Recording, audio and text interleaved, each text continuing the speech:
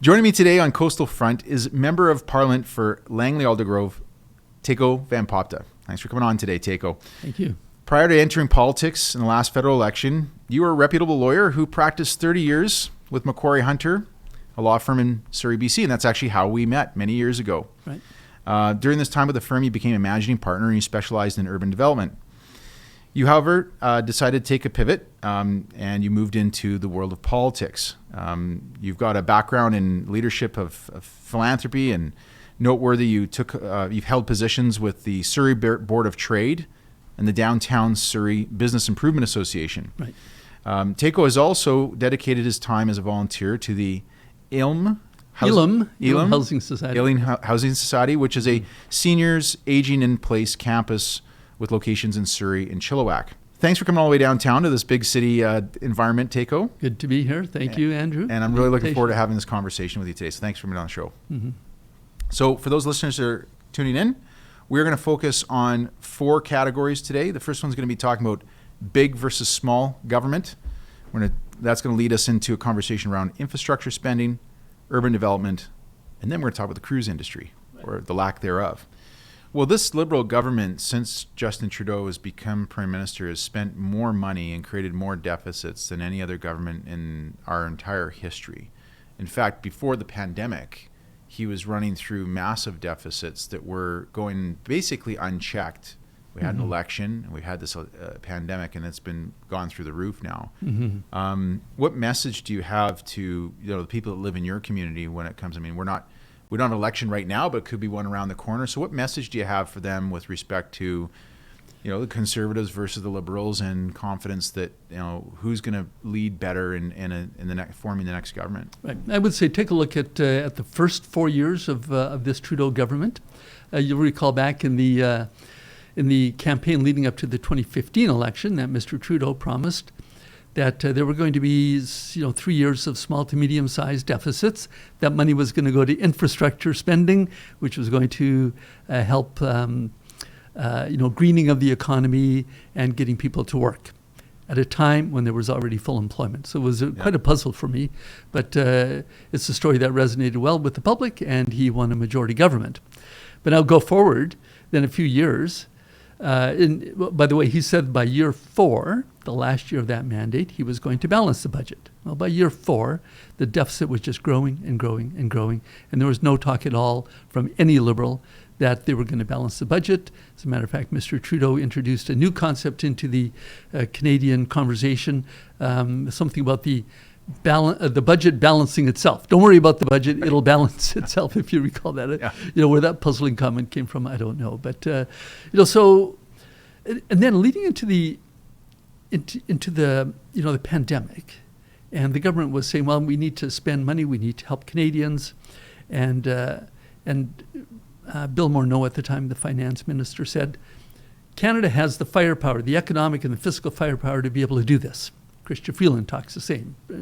Justin Trudeau talks the same way, and that is true, because at the time, right, they were riding on the coattails of some really strong conservative economic policy. You'll recall Stephen Harper took Canada through the global financial crisis of 2008, 2009.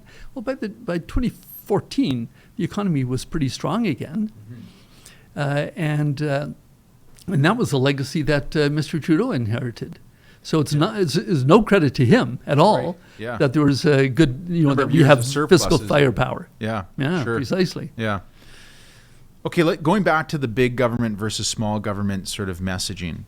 On the other end of the spectrum, which would be even probably bigger government than the Liberals, would be the NDP if they ever were to be able to form power. Now, yesterday, NDP leader Jagmeet Singh published his letter to the Prime Minister where he asked for the government to do more for Canadians. Right. He highlighted things like offering the provinces and territories assistance with getting the military set up to do federal vaccination clinics. He made reference to making sure that the government works with employers, provinces, and territories to provide what they call real paid sick leave. And then he also wants to see the government do more to assure employers and workers that the federal government will provide continued support during this lockdown. I think we can agree that the NDP is great when it comes to ideas, but they lack details. That's always been my criticism. They're great on sort of philosophical ideas, but when it comes to like details, and the devil is in the you would know better than anybody else, a lawyer, the devil is in the details.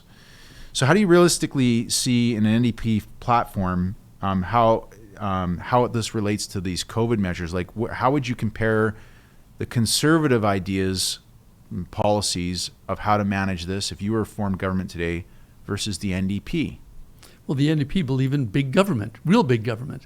They want the government to do everything, own everything. They don't like private ownership. They want to ban for-profit healthcare because they think that the government can always do better. Well, they are wrong. I respect them for being idealistic. And as you say, they're small on detail. That's because they know they will not form government. They never have formed government, at least not federally. So they've never had their big socialist ideas tested. So I don't think it's realistic. I didn't actually read that letter yet. Thanks for bringing it to my attention. I will read it. But I'm not surprised coming from Mr. Singh. Yeah, okay. Let's talk a minute about the budget. So we finally got notice that the federal government is going to release their budget after over 2 years, on April the 19th. That's right. What do conservatives hope to see in this budget, or do you even have any hope at all? Well, we're hoping to. Do I have any hope at all? I'm still a hopeful person, Andrew. So, hoping for an election. Well, that too, and this speculation is that this budget is going to be a platform, for the Liberals to then ask the Governor General, if there is a Governor General by then, to actually dissolve Parliament. Sure. And then head into an election. So that's what we're expecting. We're at least preparing for that. We will be ready if there's an election called that soon. So this will be an election platform budget, probably. I expect that it will be. Yeah. Almost no doubt at all about okay. that, to be honest. But 2 years, and so we've been hammering away in question period in the House of Commons about, why is there no budget? And the answer is, well, it keeps being moving, the goalposts keep moving. We're not quite sure what we're aiming for. And it is true. It's a very, very dynamic situation, granted. But, still, come up with a budget. Come up with a plan. Tell us what it's going to look like. Sure. The budget is the best guess as to what it's going to look like, and things are going to change, but come up with a plan. Mm-hmm. Right? And why they haven't done it baffles me, to be honest. So I'm really looking forward to this one. Yeah, so am I. Absolutely. Well, on that note, one of the you talk about having a plan. One of the plans, or the many plans that the Liberal government of Canada had stated they were going to implement, was focusing on infrastructure. And they created Canada's infrastructure bank. Right. And to the best of my knowledge, and I have to admit I haven't done a ton of research on it, but I understand this bank's been somewhat formed, hasn't done any kind of infrastructure spending, but there's been a lot of money spent in forming this bank. Yeah, good point, yeah. The bureaucracy is there. The bureaucracy. The programs haven't been delivered. Yeah. Yeah. Now, look, like the concept of infrastructure spending has been proven for many, many years. 100 years of formed government in Canada, United States, and the UK. And seeing when governments spend money on infrastructure, it's good at creating jobs. It helps with commerce, especially in the old days. You create highways, you create roads, you create buildings, bridges. It allows goods to move. Skytrain. And locally. Yeah. Which is going to lead us into urban development. So let's talking sort of big picture infrastructure spending. What's your grade on the Liberal government's success so far in this space? Well, it's not been successful at all. Okay. I recall, going back to the 2015 election, there were going to be, 3 years of small to medium-sized deficits, and that money was going to go towards infrastructure. Well, we got the debt, we didn't get the infrastructure, right? Sadly. So this infrastructure bank, it's an interesting concept. I think it could be workable, but it has not worked.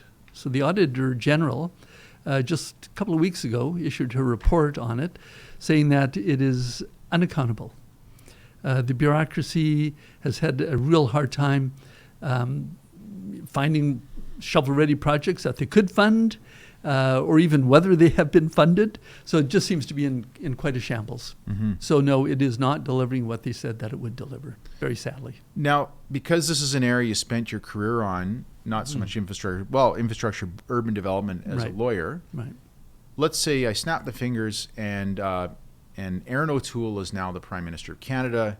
You guys have a majority government. What's some of the things that Tako Van Popta, the MP for Aldergrove, Langley-Aldergrove, would want to bring to the table when it comes to the world of infrastructure development and urban development? Well, thank you for the question. Yeah. Every opportunity I have, I talk about the extension of Skytrain to Langley.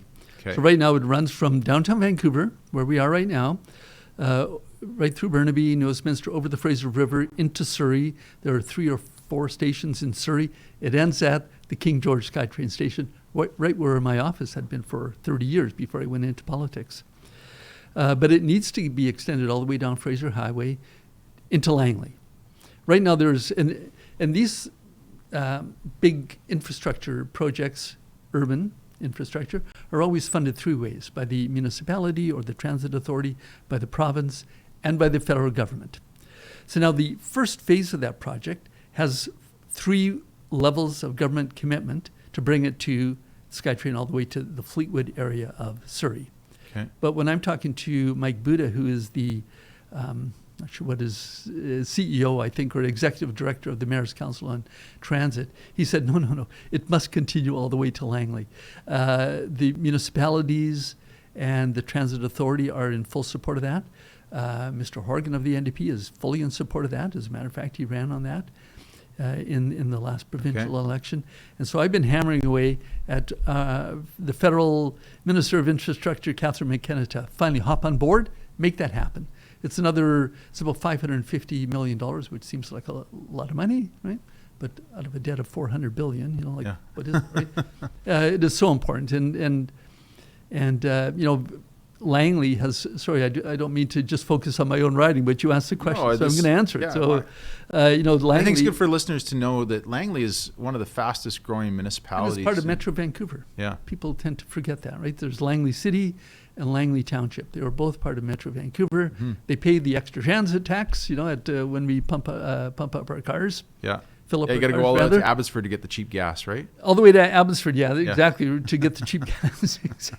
Sounds like you may have done that. So can't get into the States to do it anymore. No, can't do that anymore. So, anyways, we're saying, time, to bring that out to us. The population is there. If you drive through Langley, the Willoughby Slopes, the western part of my riding, it's getting, there's high rises going up there now. Yeah, it's amazing. That was farmland when I was a kid in high school. Yeah. And it needs to be serviced by a good, reliable transit link. So everybody is in favor of that. Skytrain to Langley. We just need the federal government to come to the table. Yeah. Talking about shovel-ready projects, there's one. Why hasn't that happened yet? Why, I think the case has been made that this is a project that should be done. Come to the table. Yeah. There's somewhere where the federal government can invest some money in very What's your take way. on it? Like, what have you heard? I mean, are they just not being responsive to the various levels of government that are trying to move this forward? I got to think that the municipal governments are really pushing hard in those communities of Surrey and Langley to keep the Skytrain extension going. They really want it, yes. Yeah. That's right. I'm not sure and what you mentioned that Horgan, campaigned on this. Right. So is it just sitting on Catherine McKenna's lap in her desk in her office and it's stuck there? What's your take on it? I don't know. I'm going to pick up the phone and give her a call, I think. Ask her. So I don't want to speculate what the answer is. So. Okay. When it comes to, we're kind of already dove into the urban development area. Now, you spent 30 years as a lawyer dealing with a lot of urban development projects and that type of thing. And it's interesting to me, like I was, as you know, when we talked for the first time in a while, like this time last year, and I hadn't realized that you'd actually left practicing law to become a politician. And I'm really curious to know, like, you were managing director for many years. You were the really accomplished lawyer here in town. What drove you to go into politics? I've always been interested in politics. Municipally, I supported a number of candidates over the years. Provincially, I've always followed that pretty carefully.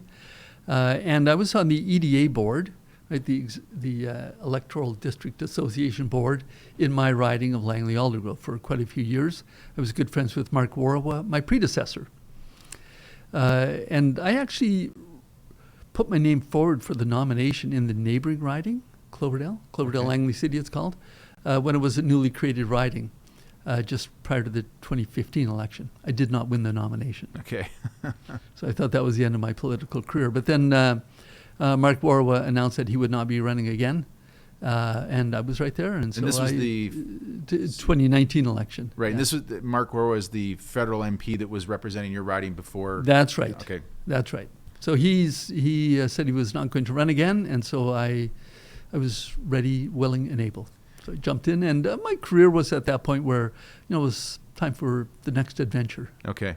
So you weren't doing it for money, not for fame. No, not for for money, not for fortune. fame. No, none of that. Okay. I love Langley. I grew up there. I went to high school there. I know so many people there. Yeah. And the opportunity presented itself. As you say in politics, a lot of it is just opportunity. Right. Are you there at the right time at the right place? And it just everything lined up for me. So what has probably been the biggest shocker for you in going into politics, having spent 30 years as a lawyer? Well, I would say, like, the obvious answer is that the pandemic hit 5 months into Right. my Yeah. so like it's people go, how did your life change with the pandemic? I go, not really at all, right? I mean, it's it's the only thing I know in Right. politics. Yeah. Yeah. So I don't know what's the biggest change. The blazing speed at which government runs, That and the efficiencies. the efficiency or the lack thereof. Really good camaraderie in caucus. I really enjoy that. That's not Yeah. a surprise. I mean, that was a pleasant surprise, if Yeah. anything. But I think, it's a House of Commons. We're all commoners. Yeah. I'm a lawyer. I come with some expertise, but other people have a totally different expertise or life skills. Yeah. And I know it's just a really interesting dynamic that I guess sort of surprised me a little bit. Yeah. I hear speeches in the House of Commons. I go, I never would have thought of that. But my life's experience is so different than my colleague, right? Who was a farmer his whole life. Very Yeah. successful farmer. Yeah. But, or people who were college professors or bankers or business people. Yeah. So I mean that's I guess a bit of a surprise that I see so many different dimensions of Canadian culture and society. Yeah. So it's a pretty broad mix of individuals from different walks of life. It is. Yeah, that's neat. Yeah. Aaron O'Toole's your new leader. Yes. Have you got to meet Aaron yet?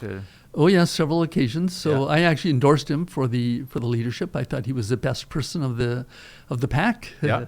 I'm very big on Canadian national unity, and I thought that he had the best story to tell there. Okay. I know he ran a very strong campaign in Quebec, which might seem odd coming from a British Columbia MP, but I want our party to do very well in Quebec. Yeah. Sure. And I think that So what do you he like about had the Aaron? right story. He's a military guy. He's an ordinary guy. He's spent more than 12 years. I don't know his whole life story, but Yeah. in the military. He flew helicopters. And then he spent, that was the 12 years as a lawyer in downtown Toronto. Some pretty interesting clients, some pretty interesting files that we talk Yeah. about from time to time. And then he jumped into politics, and he's just a real down-to-earth guy, common sense guy. I think he would make a great prime minister. Great. Within the Conservative parties, it's a fairly big party. Obviously, it's that and the Liberal Party, the two big ones. There's some really interesting characters. Any in particular that you really like, that you're like, I like this person. I think they're good for our brand. They're good for our party. Everybody loves Pierre Poilievre, right? Who was on your show earlier. yeah. I brought him here actually that day. You got him here, so thank you. Yeah, for that, yeah. So, he's a great guy. Yeah. So He's the Ty Domi for the Conservative Party. Can score goals, can fight. that sort of do thing, good right? Yeah, interviews on he's a real TV. scrapper, and Yeah. he's a great public speaker. He's so good in Might be question aging period. myself saying Ty Domi. Man, I got His life's experience is so different than mine. I'm entering into politics later in life, sort of at Yeah. the end of a career.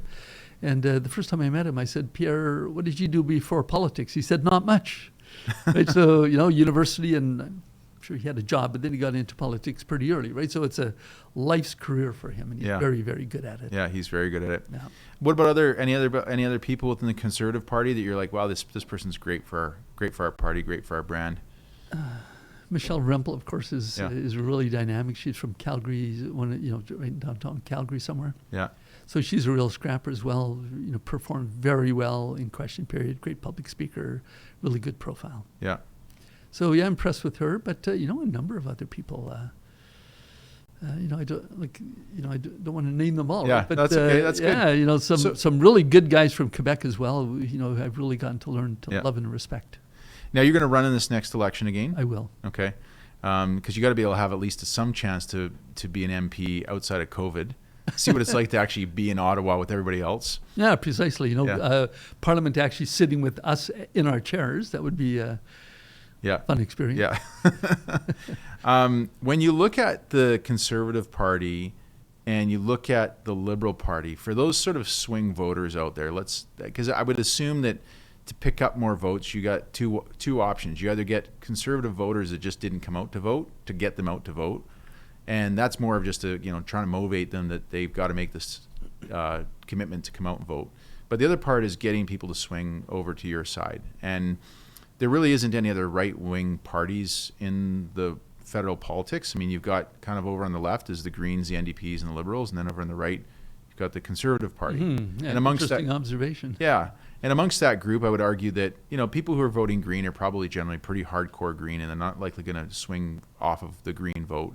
And same with probably most people in NDP. So my question to you is, what is the message you would deliver to somebody listening to this podcast today to sort of really, truly contrast you as a candidate and then you as a party between the Conservatives and the Liberals? Right. So interesting analysis. You're saying right and left. So the Conservatives like to think of ourselves as center right, and historically the Liberals have been center left, but they've become much more left. I think that Mr. Trudeau is trying to squeeze the NDP right off the road, into the ditch. So we're thinking that maybe there is some middle people that would that don't like that, that don't want to go with that real hard left turn, and want to stay center. Well, we're the party for that.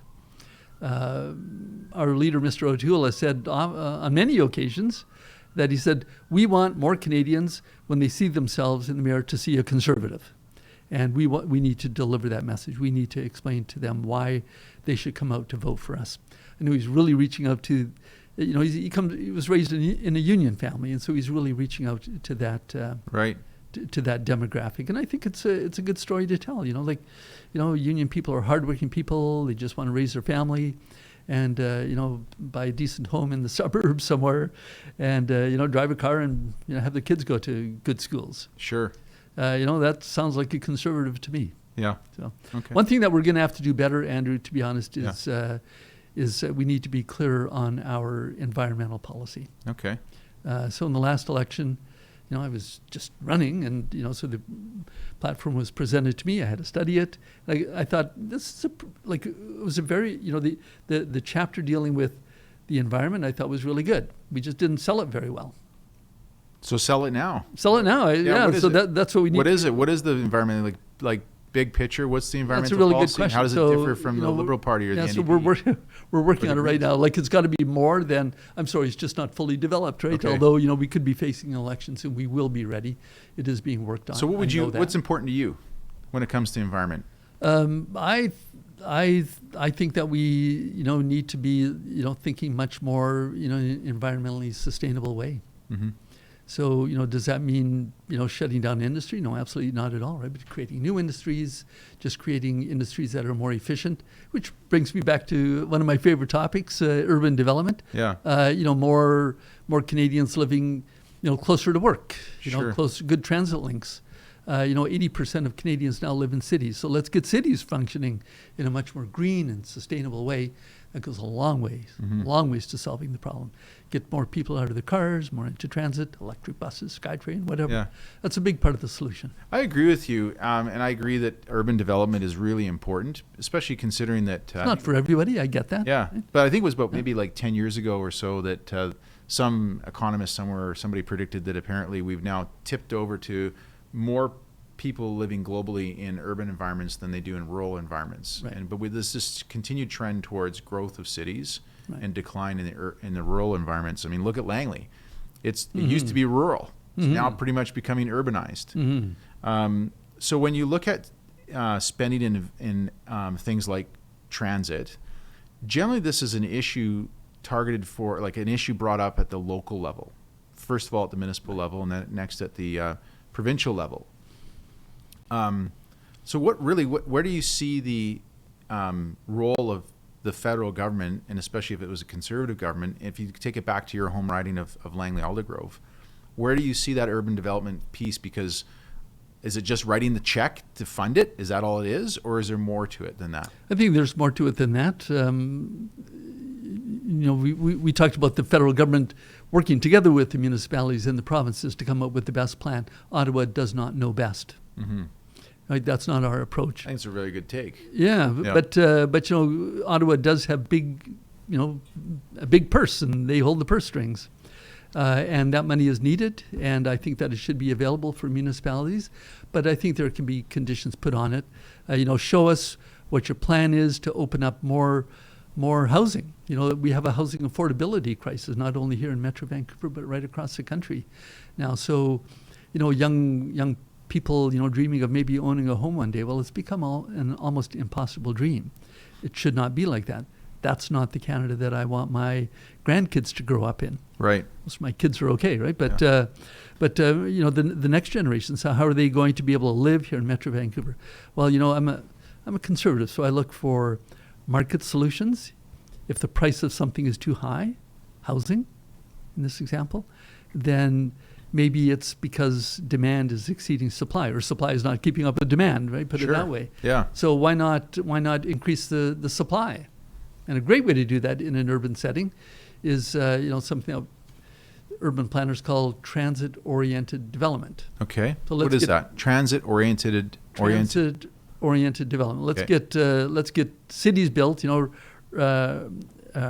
Residential neighborhoods, but also mixed with commercial neighborhoods, so that people can live close to home, have good jobs close to home, be able to get around. Maybe without a car, for example. Sure. Like happens here in Vancouver. Why doesn't why can that not happen in my home riding of Langley? Yeah. Well, and I mean, COVID's really accentuated this need to be able to have a mix of, to have support of retail and commercial support in a residential environment, because so many people are working from home today. Exactly true. Yeah. Yeah. So that's an interesting observation too. I was just reading in the paper this morning that transit ridership is way down. It was down 80% at one time. It's bouncing back again, but it's not nearly where it was before. Yeah. And people are predicting it may never, at least not in the foreseeable future, get above 80% of what it used to be. But it's not nothing. Yes. Right? And the city's going to keep on growing. Yeah. Canada's population grows by 325,000 per year, and a good number of those come into right here, our hometown, Metro Vancouver. Right. So how do you drop 40, 50,000 people into an already very crowded piece of real estate? Yeah, sure. Well, that's the demand side of it that you're talking about, Tako. That's the demand side. And so one of the things I'm perplexed by is the number of politicians out there who don't believe that you can solve a situation like affordable housing by just creating more supply. They somehow twist it to say, no, it's more than that. And I don't understand that. Like I'm like yourself, I'm very much a free market person. Mm-hmm. I think basic economics would tell you that, like, if you have rising costs because of rising demand, create more supply, prices have to drop. Mm-hmm. Why do you think it is that so many politicians don't believe that, or want to try and make their voters think that it's something more than just a simple supply-demand issue? I don't know. I'm baffled by it. Maybe to justify their own jobs? Yeah, maybe that. Maybe it's, the short 4-year election cycle, so we want a good short-term solution instead of something longer term. Yeah. That might be part of it.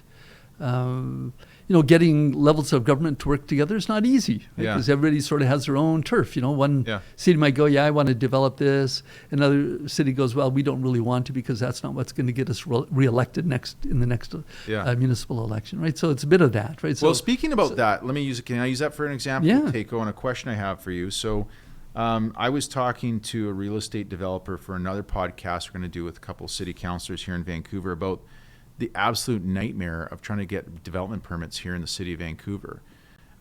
What's it like in Langley? What do you hear from your constituents there? I mean, you worked as a lawyer there for many years in that community. Is it easy for a development permit in Langley today? No. Why not? Maybe easier than Vancouver. I'm not too familiar with the Vancouver market. Is that a municipal issue? Is that a provincial issue? It's a municipal issue. Okay. So municipalities have to hire more people, more plan checkers, more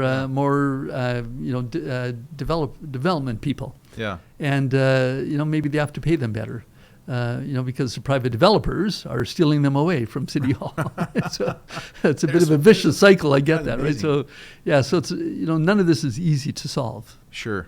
But still, it takes leadership. And I think that the federal government does have a role to play there. So let's say you guys are in government, Conservative Party. Aaron O'Toole is the Prime Minister, and he says, okay, Tako, you're in charge of urban development. Mm-hmm. And you've got the big, as you said, you hold the purse strings. What do you do? Do you call up John Horgan and say, all right, John, here's the deal. You don't get any more money for healthcare or something else, holding this kind of like... I don't think that we would tie in healthcare or anything like that. But urban urban infrastructure spending, we would put some strings to that. Okay. That's what I would do anyways. I'm not the Prime Minister, but I would say if you want federal money for this big infrastructure project, explain to us how that is going to increase a housing supply so that people in your riding can actually have a realistic dream of owning a home, a condo, townhouse, single family home, whatever. When you mentioned shovel-ready projects, how important is that in deciding where this money goes?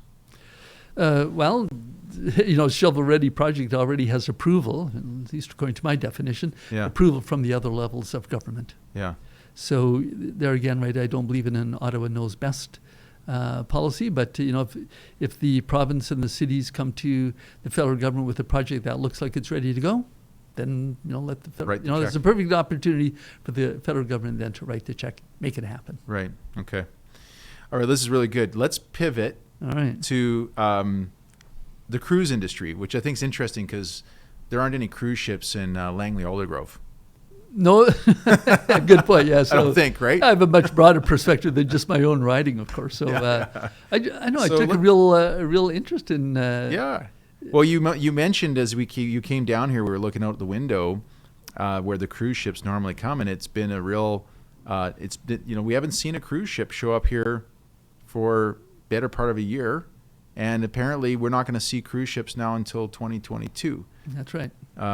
Now, you brought up a really interesting comment to me that I think a lot of listeners wouldn't be aware of, which is an act in the United States around the cruise. Can you speak to that? I think it's a good segue into this topic. So can you explain to listeners what this is? Yeah, so the Americans have a piece of legislation, and I forget the technical name of it, but some people refer to it as the Jones Act. It's about 100 years old, and it's job protection legislation, job protection for Americans. So it says that if a passenger vessel is going to go from one American port to another American port, it must be built by Americans, and it must be provisioned by Americans, and it must be staffed by Americans, and it must carry an American flag. And that was to protect the shipbuilding industry in the United States. But then cruising comes along many years later, and people weren't anticipating in those days that there was going to be a whole industry around cruising into Alaska. And so what happens is then, if a cruise ship leaves Seattle to go to, let's say, Juneau, Alaska, it must be American built. Well, there are no cruise ships that are American built. They're built in Poland. They're built in Italy. And they're definitely not staffed by Americans. And they're not staffed by Americans. No, they're probably staffed by people from the Philippines, Indonesia. Their guests are from America, probably. Their guests are from America. That's right. Yeah. So, anyways, but there was a very, very nice workaround. It worked out very conveniently for everybody, particularly for Canada. That Canada is right on the way between Seattle and Juneau, Alaska, or Anchorage, wherever the cruise ship might be going. So every time, so a cruise ship stops in at the port of Victoria. There's a whole cruise ship facility there, or just outside your window here, right? The cruise ship facility in Vancouver. And every time one of these ships on its way up to Alaska stops by, another $1 million pumped into our economy, right? $1 million. $1 million. Every time a cruise ship parks here for 24 hours, 48 These are hours. the numbers that I'm told. Yeah. I've heard no the same recent number. question. Yeah, Yeah. so 3,000 passengers on board. Do the Sure. math. It's probably Yeah, workable. about $300 a passenger. It's not. It's a very attainable number. Yeah, for sure. so something like that. But it's also the provisioning of the ship. Mm-hmm. So people working in the agricultural industry here in the Fraser Valley, they're supplying the chandlers who are Yeah. then supplying the ships. Right? Yeah. So, Sure. but bus drivers and tour operators and restaurants. There's a really wonderful First Nations art gallery down in Gastown that my wife has been to a number of times. We've bought a few pieces from there. Their business is barely staying alive, and their majority of their sales are to cruise ship passengers. Exactly. And some of those tickets that they write, some of the pieces of art that they ship off, I mean, they'll have somebody come off, some wealthy family from the States. They'll see this beautiful art. They'll write a check for $10,000 and have it shipped to their home. So there's an example. There you go. And you Yeah. get up to $1 million pretty quickly at that Yeah, rate. yeah. So anyways, the whole cruise industry worldwide has been shut down, and it was the right response to a COVID crisis, right, to a pandemic, which is worldwide. But now the Americans are miles ahead of us in getting their citizens vaccinated. They're vaccinating They're vaccinating 30 million people a day. something like that. Yeah. It's almost the entire population of Canada gets vaccinated daily now in the United Exactly. States. Right, BC, and by so- contrast, yesterday, I got to speak up about this. BC yesterday vaccinated 18,000 people. Right. And why is that? Because we do not have a pharmaceutical industry here in Canada. Well, it's been bungled like 7 ways till Sunday by the provincial government and the health authorities, in my view. By the delivery thereof, but The delivery, but the yeah. production Yeah. thereof would be a federal matter, and Yeah. and the federal government under Mr. Trudeau has just completely Yeah. devastated the pharmaceutical industry. There is no Yeah. pharmaceutical industry in Absolutely. Canada. And I think people are really surprised by that because we think of ourselves as one of the leading industrialized nations. So why don't we have a pharmaceutical industry? Right? We didn't know that until there's a pandemic and we need vaccines. So we are now, I think we've moved up from about 50 something to 41 in the listing of countries who are getting our citizens. Yeah, the vaccinated. vaccinations per 100 people. Yeah, Exactly, we're still right. So- way down the list. Like it's just embarrassing, really, Yeah. to be honest. Now, But the taking Americans. this back to the cruise. Okay, so back Yeah. to the cruise. So Americans are now having realistic conversations about relaunching their cruising industry. Yes. Not only here on the West Coast, but throughout. Yeah. I mean, the East Coast, same thing, or down to the Caribbean. But I'm going to just keep my comments to the West Coast here. Our Minister of Transport, Mr. Al Gabra, about a month and a half ago, declared that there will be that the ban on cruise ships into Canada will last for another year, right? As you said, right until February 2022. Mm-hmm. And the Americans are going, "What? You didn't consult with us about that? We're ready to, at least rescue the second half of our Alaska cruise season, and we need Victoria, or we need Vancouver, or we need Prince Rupert. There's a cruise facility there too, right? For us to be able to comply with our own internal legislation." It's a layup for the Canadian government and the Canadian economy. You think, right? Yeah. So, anyways, there are a couple of senators now in Alaska who have introduced legislation in Washington to somehow have a waiver or an amendment, right? Maybe just a waiver for this year for this restriction in the Jones Act. Why should we have our hands tied by the Canadian government? Mm-hmm. Why do we need them? Maybe it's our own legislation. We can amend it. Yeah. And so this is a question that I brought up in question period a couple of weeks ago. I said, does the Minister of Transport realize that that his poorly thought out policy and declaration could do serious and permanent harm to the Canadian tourism industry here in the West Coast, East Coast, same thing. Sure. Because as you know, right, if it becomes a temporary solution and if it works for the Americans, there's a danger that it could become permanent. Yeah, most things that are temporary become permanent. Now, it seems to be that way. Yeah. So now, does that? So what you're saying is a potential risk to here locally to the city of Vancouver, the people of the Metro Vancouver area, the province, and naturally the country, is cruise ships just stop coming here. It would never stop completely because there are a lot of really great cruises that originate in Vancouver and go up to Alaska. My wife and I went on one of those. It was beautiful. Yeah. And Vancouver is a beautiful place. Victoria is a beautiful place. So it will always attract tourists and it'll always attract people who want to do, the shorter 7-day cruise directly out of Vancouver. So, but 40%, I think it is, of the cruise ships that come into Vancouver or Victoria originated in the U.S. Okay. Right. So if even just some of those, start to build their tours around, what is a temporary, what could become a permanent fix, then that is going to have a serious impact on our tourism here on the West Coast. I wanted to bring that to the attention of I think it's really a good point because Tako, I think there was about maybe 15 years ago, there was a lot of talk about the cruise industry 15, 20 years ago and competing against Seattle. And the fact that Seattle, and I don't know if it was done at a federal or state level, but there was a lot of money being put into their dock facilities or wherever the cruises, ship. What do they call it? A docking location? Yeah, cruise facility. Cruise ship facility. Cruise ship facility. And there was a big worry about the tourist industry here in Vancouver that even if we just lost like 10 or 15% of the cruises to Seattle, it would be a huge economic loss to our local tourist industry. It would be. And it sounds like that's what you're suggesting today. I'm suggesting that it could be a serious problem. Is it going to kill the industry altogether? No, but it could be a real kick in the kneecaps to the industry. Yeah.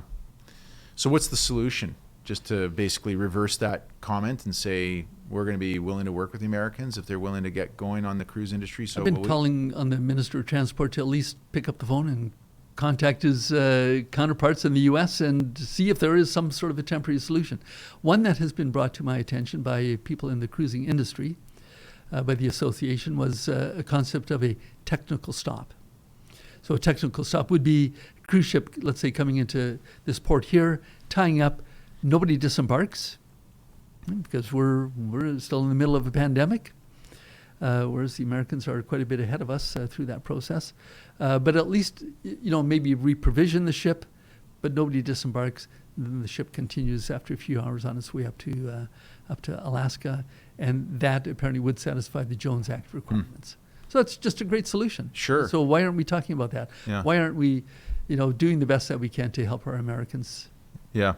Yeah, do what they want to do. Yeah, well, especially because that tourism piece brings a lot of to our economy, brings a lot and our jobs, a lot of jobs. Yeah.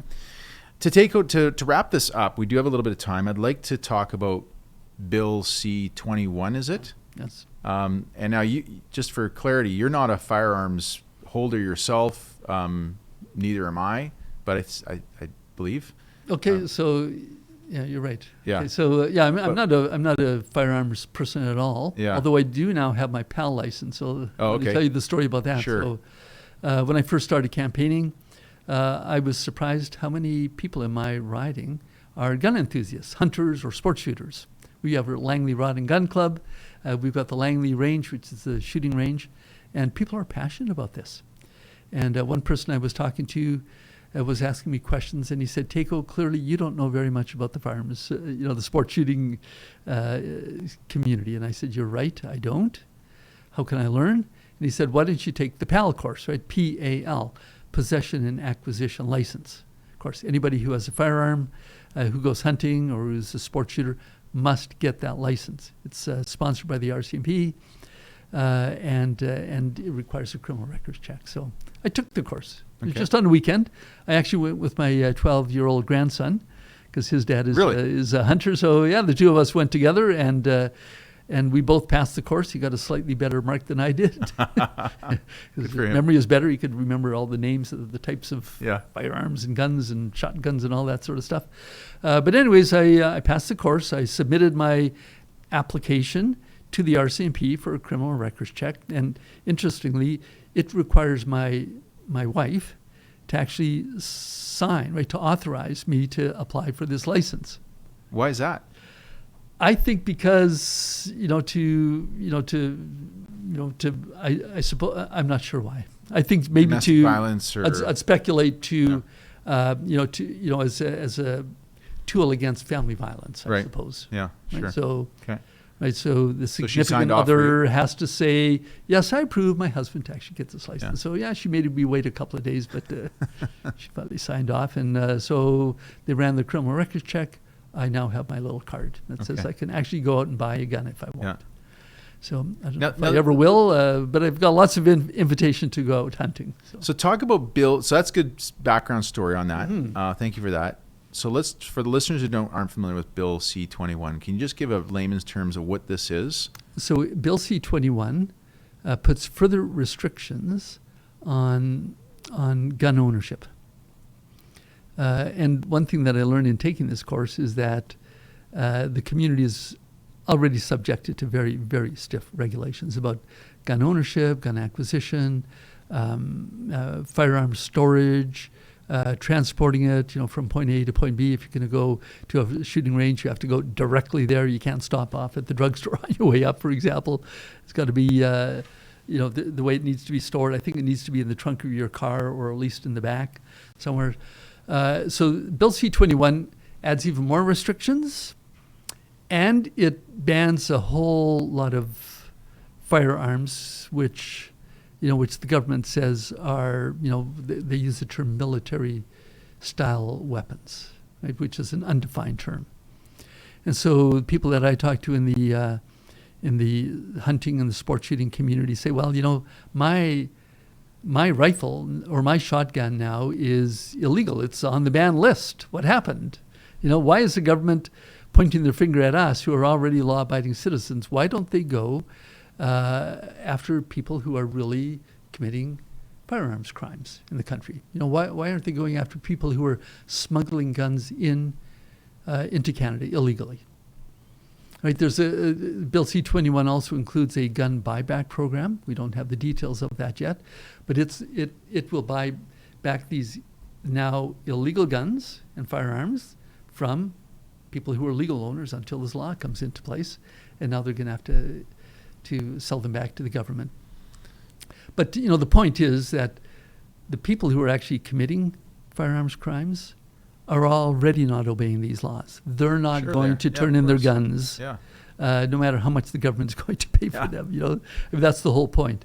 And so we are saying that why not take all the money that is going to be used for this buyback program and the administration thereof and use it to do something that is actually going to keep Canadians safer, like stop the importation of illegal firearms into the country.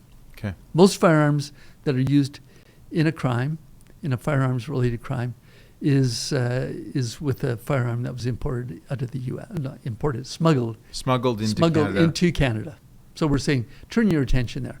That's actually what's going to keep Canadians safer, not putting even further restrictions on people who are already law-abiding and safety conscious. Right. Wow, that's really interesting. And that's I didn't know the stat of it. Well, I mean, it makes sense that these guns, because they're probably all registered, right? If you're a legal firearms owner, I'm assuming your gun is registered. It's registered somehow. Yeah, Yes. yeah. Yeah.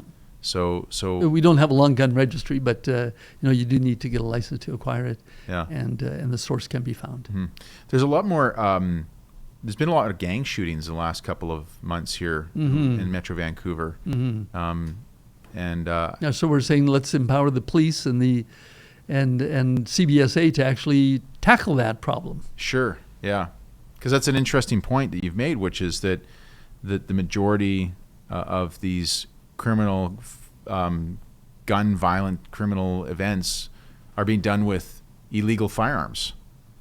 Not with firearms that are owned by people who have a PAL license like I do. Right. So it really kind of defeats the purpose. That sort of defeats the purpose. You're just beating up the people who are actually law-abiding citizens. Right. Yeah. Goes further than that. The Bill C-21 would also ban some paintball guns and airsoft guns. These are toys, right? But they're designed to look like replicas. And so, any airsoft gun that looks like, it might be semi-automatic weapon is now on the ban list. Right. Well, to be devil's advocate here, I do follow the VPD and in particular Howard Chow, who's was the vice chief. I don't know what you call it, but he's like right below the chief of the VPD, and he often posts pictures of replica handguns that people often in the downtown east side are carrying on them. What are your thoughts about that? I mean, they do have to deal with this problem of, I guess, what would be a completely legal piece of plastic, but it looks like a gun. Yeah, it looks scary. Yeah. So, someone pointed out to me that a broomstick in a paper bag looks scary too. Like you don't know what it is. Right? Right. So I don't know that actually solves the problem. Right. I'm a little bit surprised, to be honest, that there's a little regulation about the airsoft industry. I guess they're toys, right? They can't do serious damage, but they can look scary. Yeah. Well, Tako, this has been great. I really appreciate coming in today. We've covered a lot of topics from big versus small government, infrastructure spending, urban development, cruise industry, and got into the guns as well. We had time for that. So if people want to get involved, especially if there is going to be an election soon and they live in your riding, how would they get involved in helping you out? I'm easy to find on the internet, so please reach out to me and to my campaign office, which we'll be setting up pretty soon. Yeah. And we would love to have more volunteers come out. Well, Tako Van Popta, you are the MP for Langley-Aldergrove and a longtime friend of mine. I really appreciate you coming on the show today. Best of luck to you. Appreciate the invitation. Yeah, and I hope that you win in a second round so you can finally have some time in Ottawa outside of COVID. Exactly. Looking forward to that. Best of luck with everything, Tako. Thank you.